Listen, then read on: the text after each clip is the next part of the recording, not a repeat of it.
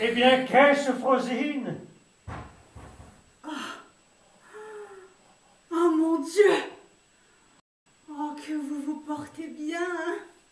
Et que vous avez là un vrai visage de santé.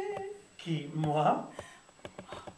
Jamais je ne vous vis un temps si frais, si gaillard. Tout de bon. Comment?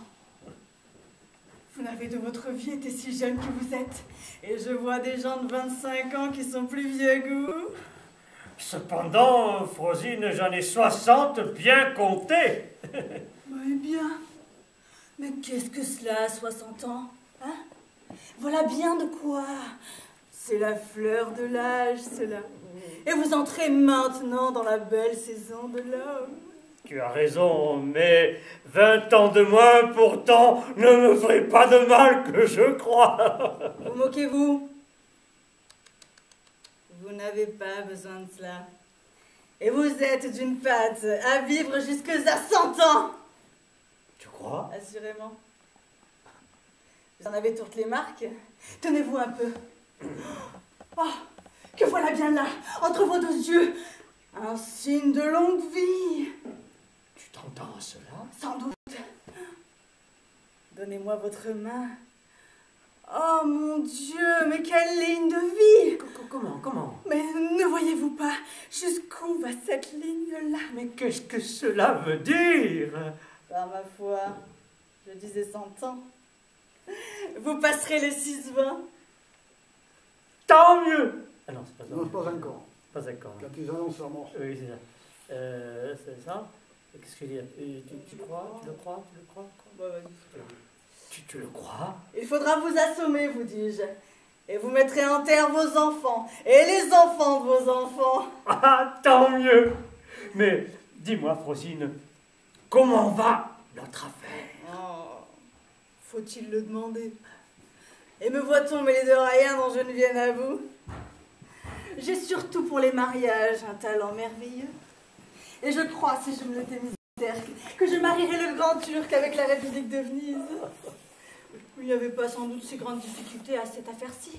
Comme j'ai commerce chez elle, je les ai l'une et l'autre à fond entretenues de vous. Et j'ai dit à la mère le dessein que vous aviez conçu pour Marianne, à l'avoir passée dans la rue et prendre l'air à sa fenêtre. Et qui a fait réponse? Elle a reçu la proposition avec joie. Oh!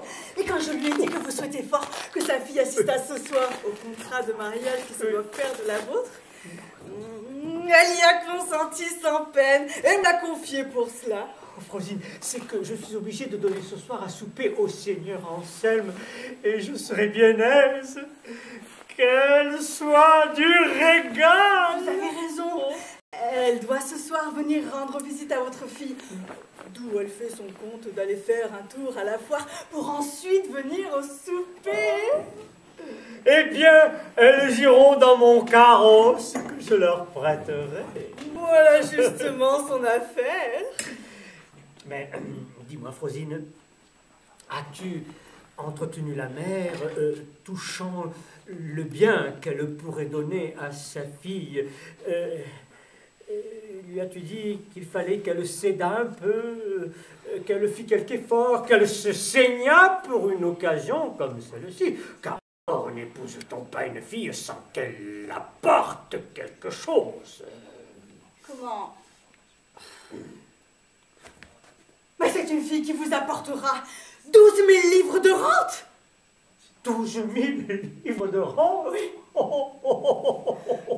C'est une fille accoutumée à vivre de salade, de pommes et de fromage, et par laquelle il ne faudra par conséquent ni table bien servie, ni consommés exquis, ni orgements perpétuels qu'il faudrait pour une autre fille. Et cela ne va pas à si peu de choses qu'il le monte bien tous les ans à 3 000 francs pour le moins. Outre cela, elle n'est curieuse que d'une propreté fort simple et n'aime pas les superbes habits, ni les riches bijoux, ni les meubles somptueux où donne ses pareils avec tant de chaleur. Et cet article-là vaut plus de 4 000 livres par an.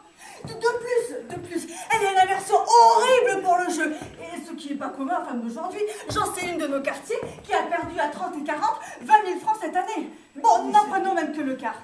5 000 francs au jeu par an et 4 000 livres en habits et bijoux, cela fait 9 000 livres et 1 000 écus que nous donnons pour la nourriture.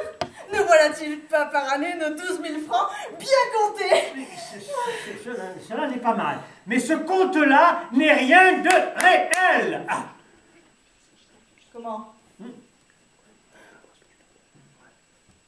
N'est-ce pas quelque chose de réel que de vous apporter en mariage une grande sobriété, l'héritage d'un grand amour de simplicité et de parure, et l'acquisition d'un grand fond de haine pour le jeu? C'est une raillerie que de vouloir me constituer sa dot des dépenses qu'elle ne fera pas. Non. Il faut que je touche quelque chose. Oh. Mais vous touchez assez. Hein? Et elles m'ont parlé d'un certain pays où elles ont du bien, dont vous serez le maître. Eh bien, il faudra voir cela. Mais, Frosine, il y a autre chose qui m'inquiète. La fille est jeune, comme tu vois, et les jeunes gens d'ordinaire n'aiment que leurs semblables, ne cherchent que leur compagnie. Et j'ai peur qu'un homme de mon âge ne soit point de son goût, et que cela ne vienne à faire paraître chez moi certains petits désordres qui ne m'accommoderaient pas. Oh! Mais que vous la connaissez mal. C'est encore une particularité que j'avais à vous dire. Elle a une aversion épouvantable pour tous les jeunes gens. Elle n'a de l'amour que pour les hommes d'expérience. Elle? Oui, elle. Oh, elle ne peut du tout souffrir la vue d'un jeune homme.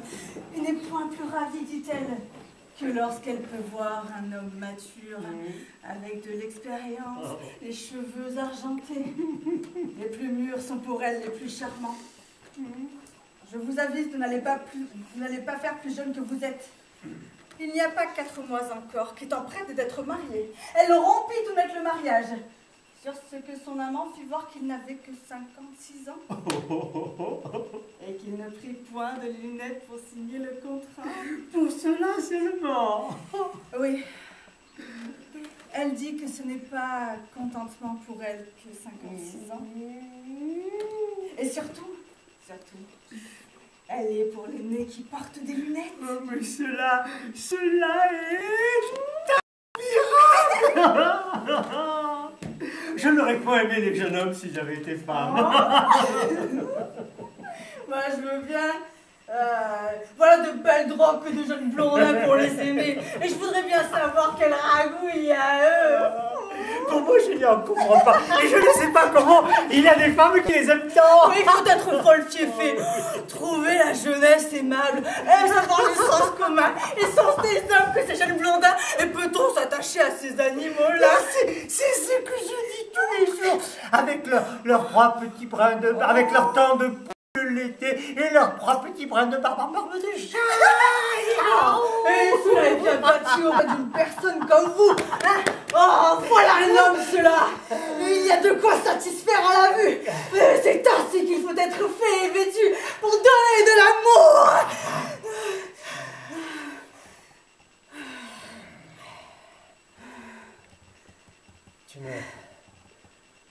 Tu me trouves bien? Et moi? Oh, mais vous êtes à ravir et votre visage est à peindre. Oh. Tournez-vous un peu, s'il vous plaît. Oh, il ne se peut pas mieux. Et je vous vois marcher.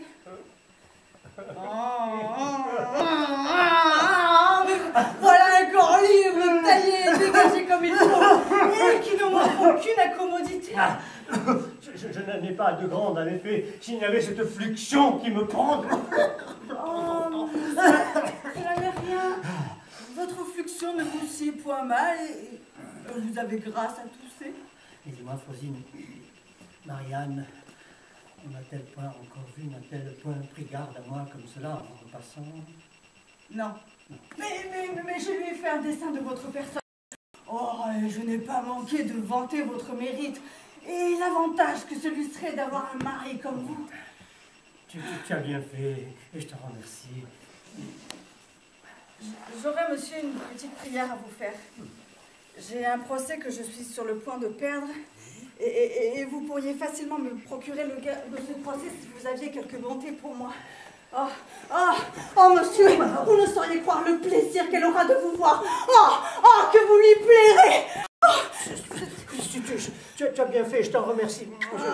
Je suis reconnaissant. En vérité, monsieur, ce procès m'est d'une conséquence tout à fait grave. Je suis ruinée si je le perds. Et quelques petites assistances me rétabliraient mes affaires. Oh, monsieur, je voudrais que vous eussiez vu le ravissement où elle était à m'entendre parler de vous. Tu as bien fait, vraiment. Je t'en suis le plus obligé du monde. Je vous prie, monsieur, de ne pas me refuser le petit secours que je vous demande. Cela me remettra sur pied et je vous en serai éternellement obligée. Je vais établir mes dépêches. Je vous prie, monsieur, de me donner le petit secours que je vous demande. Je voudrais que vous eussiez vu, monsieur, mais que vous lui plaît. Et que... Je crois qu'on m'appelle. Oui, à tantôt. Oui, on m'appelle.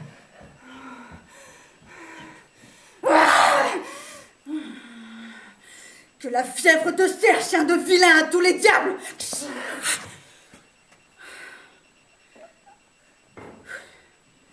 Le ladre a été ferme à toutes mes attaques. Mais il ne me faut pas pourtant quitter la négociation. Et j'ai l'autre côté, en tout cas, dont je suis assurée de tirer une récompense.